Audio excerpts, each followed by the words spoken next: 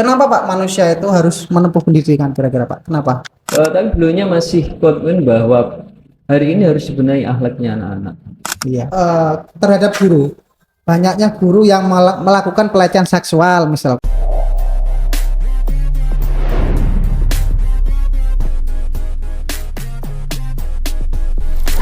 Selamat malam, Assalamualaikum warahmatullahi wabarakatuh. Bertemu kembali bersama kita Sobat Ngalir. Ini alhamdulillah kebetulan kita kedatangan salah satu tamu yang cukup spesial, Pak Ribut. Selamat malam Pak Ribut. Selamat malam. Selamat datang di tempat kita, di tempat podcast kita yang mungkin nanti Pak Ribut bisa memberikan banyak motivasi, banyak memberikan nilai-nilai positif. Kebetulan Pak Ribut ini adalah salah satu kepala sekolah ya Pak ya, yang ada di sekolah Muhammadiyah, betul ya Pak ya? Sekolah Muhammadiyah, namanya sekolahnya apa Pak? SMK Muhammadiyah 5 Srono. SMK Muhammadiyah 5 Srono. Baik Pak, ini malam ini mungkin kita akan ngobrol lebih jauh soal pendidikan Pak. Karena Pak Ribut adalah juga yang setiap harinya bertemu dengan dunia kependidikan, maka kita rasa juga Pak Ribut mungkin banyak memiliki pengalaman tentang pendidikan itu sendiri Pak. Kenapa Pak manusia itu harus menempuh pendidikan kira-kira Pak? Kenapa? Karena pendidikan ini kan salah satu salah satu untuk manusia itu sendiri bisa menempuh kehidupan yang layak di hadapan yang masyarakat. Karena pendidikan ini sangat penting. Pendidikan ini harus dijalankan dengan baik. Pendidikan ini harus diikuti dengan baik, dengan benar. Karena untuk membentuk karakter, kalau zaman sekarang karakter Ya, pembentukan kalau di Muhammadiyah itu pembentukan akhlakul karim. akhlakul karim. Untuk membentuk itu maka harus belajar. Tidak mungkin pembentukan karakter, pembentukan akhlakul karimah itu dengan tidak belajar. Jadi kunci sukses seseorang itu harus belajar. Maka ada kunci sukses seseorang itu ada 3 hal dalam pembelajaran. Yang pertama Pak? Yang pertama itu pendidikan itu membuka diri kita itu ada 3 hal ya. Yang pertama adalah kunci pendidikan itu ada di kecerdasan spiritual. Oh iya. Ada kecerdasan spiritual yang harus dibuka oleh pendidik. Sehingga kecerdasan spiritual ini yang sangat penting, yang utama yang harus ada dalam pendidikan. Karena disitulah bahwa kita menyadari bahwa kita ini adalah bodoh. Jadi orang yang menyadari bodoh pasti akan butuh berarti Pak ya? Butuh banget di ada pendidikan ini ya, pendidikan spiritual ini ya meliputi bagaimana kita mengenal diri kita, mengenal Tuhan kita, bagaimana kita berinteraksi kepada yang menciptakan kita, sehingga ada timbal balik untuk bagaimana kita ini menjadi rendah, sehingga kita ini harus belajar yang lebih baik. Yang kedua, pendidikan itu yang harus diulah adalah pendidikan emosional. Pendidikan ada 3 ya, yang pertama spiritual, yang kedua emosional. Ini dasarnya ada 3. Emosional ini bagaimana anak-anak dilatih kejujuran, anak-anak dilatih disiplin, anak-anak dilatih kebersamaan, gotong royong gitu ya. Bahasanya enaknya dilatih hal-hal yang baik, saling bantu membantu, ketika ada sesuatu saling tolong gitu ya. Nah ini harus diajarkan.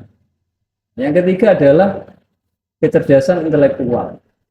Tiga-tiganya ini harus bergabung. Intelektual ini apalagi hari ini ya. Kalau hari ini diajarkan intelektual yang masa ini, yang menguasai itu nggak bisa. Hari ini sudah serba teknologi. Sehingga pendidikan harus bergulir terus sesuai dengan era ini. Terus ini Pak, untuk ketiga unsur itu apakah diberikan di pendidikan formal seperti sekolah Pak kira-kira?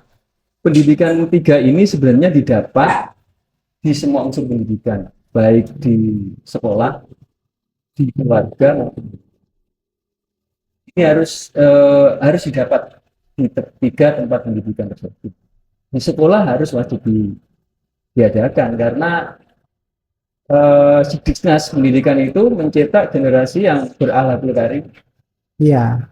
terampil dalam dunia kerja, juga diberikan wajib di dunia pendidikan, khususnya di sekolah. Di rumah juga begitu, bagaimana mereka harus cakap bersama teman-teman, bersama keluarga, bersama masyarakat. Sama-sama pendidikan. Iya. Kira-kira Pak, kalau di pendidikan formal itu memang peran yang begitu penting adalah dari Bapak Ibu guru semuanya Pak untuk memberikan nilai-nilai kepada anak didiknya. Namun peran orang tua Pak, kira-kira seharusnya seperti apa untuk memberikan nilai-nilai pendidikan itu sendiri Pak? Orang tua ada 3 sinergitas. Yang Iya. pertama di dunia pendidikan itu ada 3 dunia. Yang pertama adalah pihak sekolah, yaitu Bapak Ibu guru. Yang kedua adalah orang tua. Orang tua harus mendorong anak-anaknya untuk belajar. Yang ketiga adalah masyarakat. Sehingga peran 3 sekolah, peran 3 sinergitas 3 ini harus menjadi satu agar anak-anak di lingkungan kita, anak-anak yang dari sekolah maupun di rumah ini mendapatkan apa namanya ya, ilmu, mendapatkan dorongan kuat untuk mereka harus belajar. Kalau tiga-tiganya tidak sinergi, maka akan ketimpangan di dalam ketimpangan. pendidikan. Iya. Misalnya, Iya. orang tua tidak sinergi, misalnya. Orang tua tidak dukung anaknya. Anaknya mau berangkat sekolah, ya dibangunkan. Anaknya main malam-malam, Iya, iya. ya dibiarkan. Maka ada sinergisitas. Maka tugasnya guru mendidik anak melalui pendidikan, ada orang tua ini mendidik anak untuk mengikuti alurnya dunia pendidikan. Sehingga ada sinergi di sana. Jadi ada dunia sekolah atau Bapak Ibu guru ya mungkin, terus kemudian orang tua sama lingkungan ya Pak Sama ya. lingkungan harus. Kalau lingkungan Pak, kira-kira seperti apa perannya Pak? Seperti gini, ketika kita mau apa ini ya, mau menanam sesuatu, misalnya kita menanam ini, ketika kita mau menanam, ada yang belajar biologi, ada yang belajar biologi. Kalau ada yang belajar biologi, ketika kita mau menanam, kita taruh satu tempat yang bercahaya, yang satu tidak, maka jadinya akan lain. Oh, ya. Jadinya perkembangan akan lain. Jadinya pertumbuhan Tanaman, ya. tanam ini akan lain. Akan lain. Sama. Ketika di masyarakat ini terjadi dunia masyarakat tidak mau menerima pendidikan, maka anaknya akan cenderung untuk tidak berpendidikan. Hingga masyarakat ini juga harus dikasih apa namanya, motivasi, dikasih pengertian ya. Ini kalau bilang masyarakat ini harusnya dengan desa bersama dengan sekolah memberikan apa yang namanya pembelajaran ya, Edukasi ya Pak ya. edukasi ya, edukasi di masyarakat bahwa pentingnya pembelajaran di usia anak, di usia anak ini sangat penting dan dibutuhkan di dunia. Ya, itu memang ketiga unsur itu memang harus saling bergotong royong dalam rangka untuk menumbuhkan pendidikan yang lebih bagus begitu ya Pak ya. Oke. Selama Pak Ribut menjadi seorang pengajar ini Pak, siapa Pak mungkin aktor yang menjadi motivasi bagi Pak Ribut, aktor pendidikan yang bisa memotivasi atau yang bisa kita tiru bahkan mungkin Pak? Ini kalau saya pribadi ya. Iya Pak. Kalau saya pribadi ini ada berbagai banyak aktor sebenarnya. Kalau boleh kami ngomong, kami cukup senang ketika kami mendengar cerita, mendengar ilustrasinya sahabat-sahabat Rasul gitu. Kami tertarik di itu. Iya. Tapi dengan kalau kita nyontoh mereka ini cukup jauh, sehingga kita nyontoh kita saja yang ada di Indonesia ini ada Pak Kiai Ahmad Dahlan, ya, yang bagaimana memberikan pendidikan, mendirikan pendidikan gitu ya, memberikan semuanya untuk pendidikan gitu ya, tanpa dia berpikir untuk diri sendiri. Makanya kami, kenapa Kiai Ahmad Dahlan mengajarkan itu ya, kami pengennya nyontoh beliau. Dengan semangatnya, macam upaya beliau untuk bagaimana menjadi seorang guru yang baik. Iya, kalau kita melihat kisahnya Ahmad Dahlan itu juga pernah mengajar di sekolah Belanda dulu kalau nggak salah ya Pak ya. Di sekolah Belanda, terus kemudian juga pernah diejek ya, kemudian mendirikan langgar kidul itu juga pernah dirobohkan sampai dibakar ya mungkin ya Pak. Namun sampai hari ini mungkin jejak jejak peninggalannya pun, motivasinya pun masih hidup Pak ya. masih hidup. Bahkan kalau kita lihat perguruan tinggi pun hari ini mungkin lebih banyak perguruan tinggi Muhammadiyah Pak dibandingkan perguruan tinggi negeri. Ada banyak di Iya. Kalau di dunia sekolah, di dunia pendidikan tingkat sekolah SD, SMP maupun SMA, SMK mungkin juga punya banyak Pak ya, memiliki cukup banyak ya Muhammadiyah. Kira-kira Pak, bagaimana Pak tantangan pendidikan ke depan ini Pak? Eh, tantangan pendidikan ke depan ini sebenarnya cukup berat ya. Cukup berat ya Pak ya. Karena mengingat pendidikan yang kemarin ini banyak hal yang harus dibenahi. Ini cukup berat bagi menteri hari ini. Iya, Cukup berat untuk menteri hari ini, tantangan yang berat. Yang pertama adalah tantangan akhlak. Kita sering lihat di media sosial ya, iya. seorang anak berani sama gurunya, Betul. seorang murid bertengkar sesama teman. Sesama teman. Nah, ini banyak sekali ulasan-ulasan yang ada di media sosial. Ini apa yang salah? Maka Muhammadiyah ini sebenarnya mengajarkan anaknya yang paling pokok adalah akhlak. Kunci pokok adalah akhlak. Maka di awal tadi kita ngomong bahwa kunci pokok pendidikan adalah membangkitkan kecerdasan virtual dan kecerdasan emosional. Ini yang harus dibangkitkan. Maka pendidikan ke depan ini yang paling berat adalah harus ada pendidikan akhlak. Akhlak ya Pak. Akhlak ini harus sesuai dengan konstitusinya undang-undang hari ini adalah undang-undang Sidiknas itu adalah akhlak. Jadi akhlak ini harus nomor satu. Jadi yang pertama adalah akhlak. Yang kedua adalah perkembangan IT. Ini harus di antara kita ini ya, teknologi ini di Muhammadiyah sudah tidak heran lagi ya, di Muhammadiyah ini teknologinya sudah bagus-bagus sih. Dari awal ya, dari Muhammadiyah berdiri dulu ya sampai diejek dan seterusnya itu kan karena teknologi saja. Nah ini ketika kita ngomong pendidikan teknologi ya, insya Allah Muhammadiyah bisa. Iya, karena memang kalau awal Muhammadiyah itu juga mencetuskan gerakan pembaruan ya. Pembaruan itu juga sebetulnya bagian daripada teknologi. Kalau kita melihat dulu Ahmad Dahlan meluruskan kiblat ya, meluruskan kiblat bangsa ya. Itu kan juga dari Kompas ya Pak ya. Pada waktu itu kan teknologi yang mungkin cukup maju pada waktu itu yang tidak ada di Indonesia. Maka kalau kita konversi sampai ke hari ini seharusnya Muhammadiyah juga memiliki teknologi yang cukup maju Pak ya. Seperti mungkin pernah yang kita tahu mungkin apa namanya kalau kita mau lihat bulan menentukan bulan Syawal, nah itu kan juga kita punya itu ya Pak ya, punya alat itu ya. Nah itu juga daripada baru-baru ini juga Muhammadiyah juga menciptakan roket Pak ya. Wah ini keri nih. Jadi ini kalau Muhammadiyah bilang teknologi ya tantangan Muhammadiyah itu sudah. Tapi secara umum tantangan hari ini ke depan pendidikan adalah teknologi.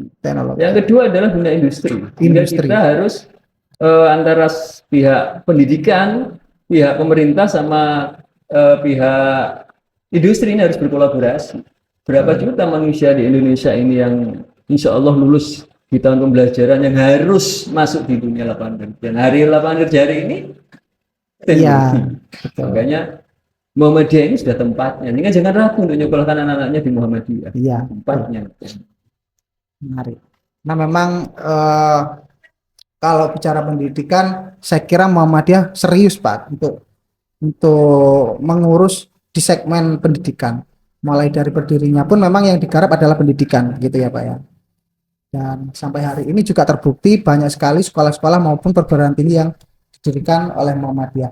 Nah ini kebetulan hari ini menteri ya Pak ya, menteri yang baru, menteri pendidikan baru itu adalah Pak Abdul Mukti ya Pak ya. Itu kan juga daripada kepengurusan Sekjen ya Pak, Sekjen PP Muhammadiyah. Nah kira-kira harapan dari Menteri Pendidikan yang baru ini Pak, kebijakan-kebijakan apa Pak kira-kira yang seharusnya bisa diperbaiki atau mungkin perlu di kemungkinan ya, karena kemarin kita lihat sidangnya aja Pak Menteri masih belum mengambil sebuah kebijakan gitu.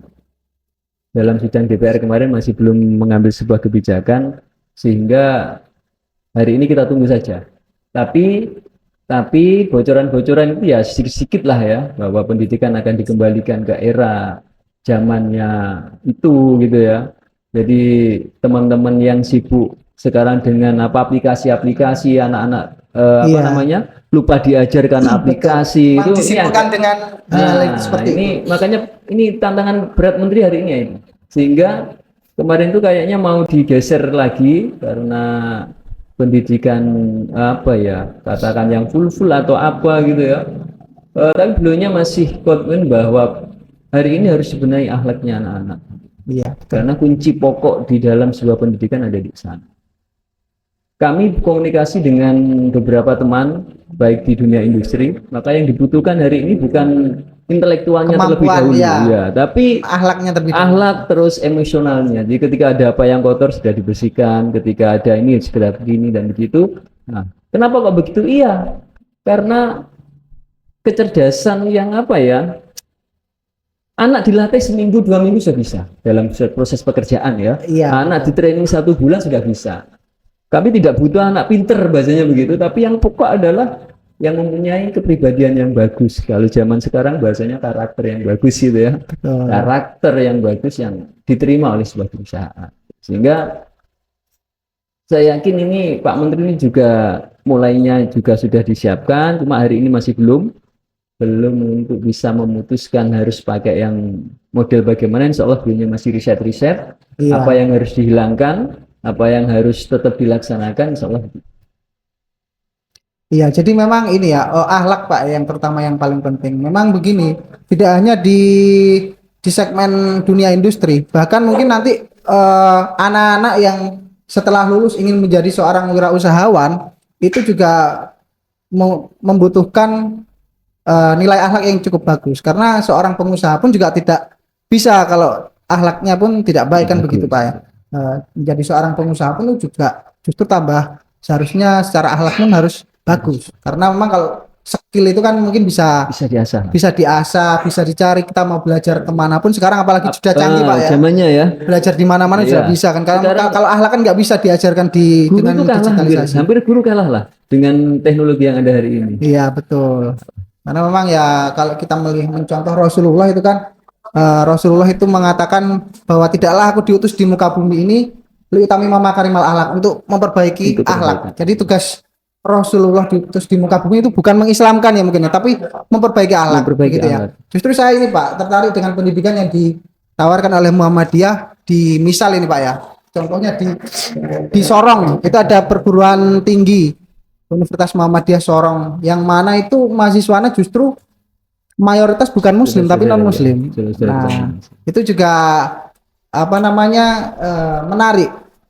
Kira-kira Pak kalau di sekolah Muhammadiyah di level-level tingkat SMA atau SMK itu ada nggak Pak yang seperti itu? Pendidikan Muhammadiyah itu waktu zamannya Bu Arba'iyah itu sudah membuat konsep pendidikan Muhammadiyah yang holistik gitu ya. Iya. Holistik itu ya pendidikan yang menitik beratkan pada satu adalah akhlak. Yang kedua menitik beratkan kepada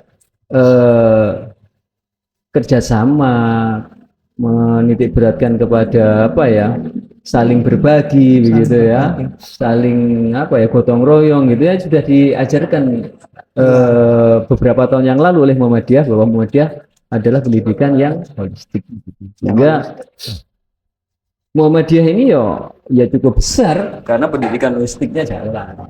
Sehingga antar sekolah saling membantu, antara apa saling kerjasama gitu ya. Ini pendidikan Muhammadiyah diajarkan.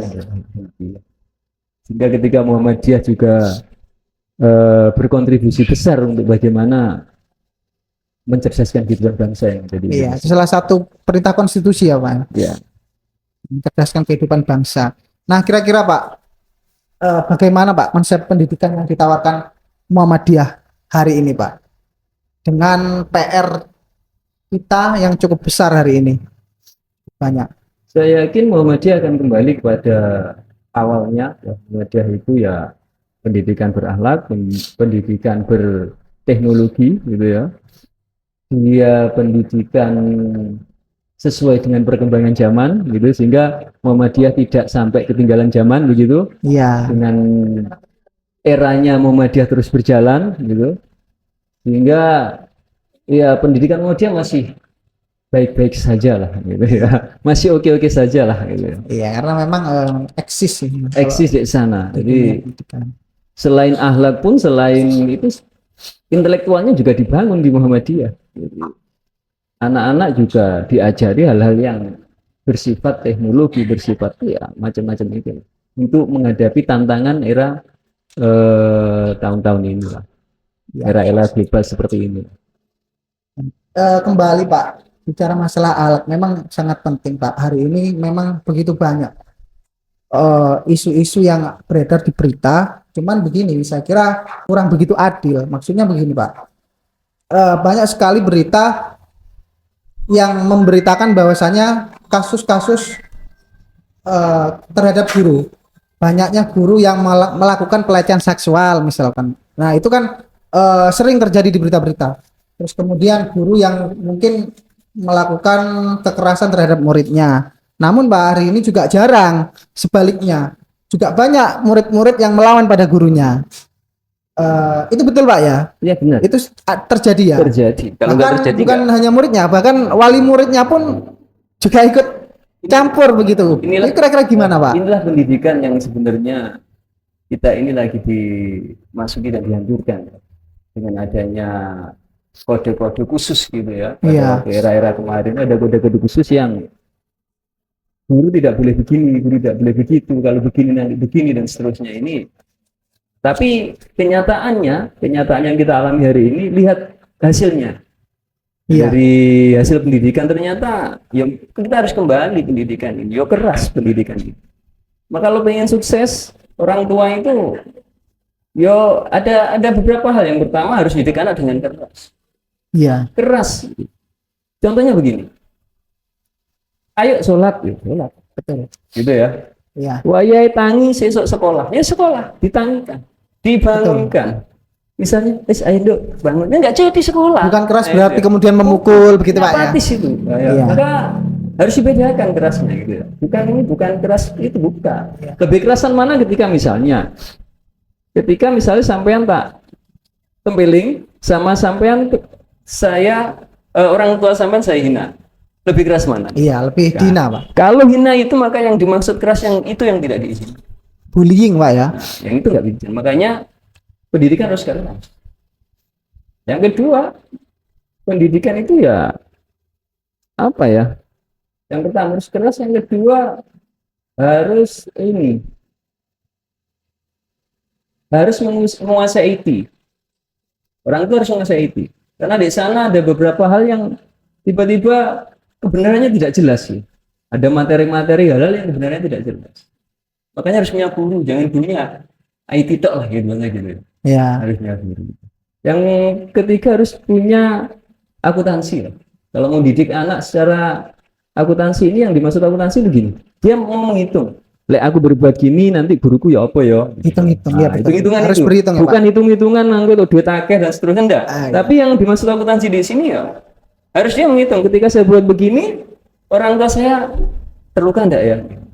Kalau nanti saya beli es krim hari ini, besok ke depan bisa beli lagi apa enggak ya gitu. Nah, ini harus anak-anak harus diajari hal-hal kayak demikian sehingga anak-anak ini sudah bisa menentukan arah kedepannya dia harus bagaimana. Ini mulai dilatih akuntansi. Ya, ini harus begitu. Kalau nggak begitu nggak jadi. Coba sekarang kita ngomong, ayo anak-anak kita belajar gitu. Ya nggak jadi. Ya waktunya belajar. Ya keras. Kalau nggak itu nggak jadi. Kita lihatlah beberapa tahun ke belakang ini banyak ya di media sosial banyak anak nggak bisa baca naik kelas gitu ya. Nah itu Pak. Nah, ini kan hasil dari pendidikan itu. Beberapa pendidikan di Tempo itu ada anak yang mungkin terlalu dimanjakan ya Pak ya? Karena guru ini lagi ditakut-takuti untuk berbuat. Oh, iya. Ya, ditakut-takuti sehingga ada bahasa guru ya masa bodoh. Duduk anakku. Timbangnya aku masuk penjara. Iya, sehingga timbangnya nanti saya berhadapan dengan penegak hukum. Terus gitu lah. Tapi di Muhammadiyah enggak. Di Muhammadiyah tetap keras. Enggak gelem sholat ya digoleki gitu ya. Iya. Karena memang tujuan Muhammadiyah awal adalah mendidik anak-anak menjadi karakter, ini akhlakul karimah. Akhlakul karimah lebih ditekankan. Terakhir Pak, harapan Pak Ribut Pak ke depan untuk dunia pendidikan itu seperti apa Pak harapannya Pak? Untuk pendidikan harus kita jelas dulu ya. Kita harus jelas. Jadi kita harus bisa membedakan antara kita ini sebagai seorang guru atau seorang pengajar. Iya. Nah, kalau rata-rata teman-teman kita ini sebagai seorang pengajar, nanti hasilnya ya sudah, sebelum mengajar ya anak-anak ya nggak punya akhlak yang baik. Tapi ketika kita menjadi seorang guru yang benar, maka anak-anak kita menjadi yang baik. Guru yang benar itu guru yang memberikan ilmunya sebagai amal. Dia tidak pernah mendatangkan sebuah ilmu. Ini yang guru yang benar. Sehingga ketika guru itu sudah orientasinya itu sudah bukan amal, ya maka hancur dunia sebuah pendidikan. Karena akan dijual. Kalau sudah dijual, mereka jadi pun akan menjual harga diri dia. Jadi apa? Dia akan juga jual menjual. Karena di awal sudah ilmunya adalah dunia. Makanya keinginan kami adalah tolong Bapak Ibu guru ini kembali kepada girohnya bahwa seorang guru itu memberikan ilmunya sebagai apa? Biar apa? Biar anak-anak kita besok akan mengikuti jadi. Ya, jadi kita lebih pada memberikan ilmu yang sudah kita miliki dan kemudian ditransferkan kepada anak-anak didik kita, Ya. gitu ya Pak. Sehingga ilmu ini akan terus bermanfaat karena salah satu amal yang kita bawa saat kita meninggal adalah salah satunya adalah ilmu yang bermanfaat ya Pak Ribut ya. Kunci yang paling penting sebenarnya dalam kehidupan ini adalah orang yang pintar itu orang yang mempersiapkan dirinya untuk kematian. Ini kunci pendidikan yang paling pokok adalah Orang yang pintar adalah orang yang menyiapkan dirinya untuk kematiannya. Ya. Jangan sebut kita pintar kalau kita nggak siap untuk Ya, semoga apa yang dilakukan Pak Ribut bisa menjadi nilai amal ibadah Pak Ribut, bisa menjadi amal jariah kelak jadi nilai yang bermanfaat ya Pak ya. Ya, terima kasih Pak Ribut sudah hadir di podcast kami. Nanti lain waktu jangan bosan untuk hadir kembali, mungkin kita bicara lebih jauh lagi tentang hal-hal yang mungkin perlu kita bicarakan. Ya, terima kasih rekan-rekan sekalian. Jangan lupa subscribe, like, dan komen. Terima kasih. Selamat malam. Assalamualaikum warahmatullahi wabarakatuh. Waalaikumsalam warahmatullahi wabarakatuh.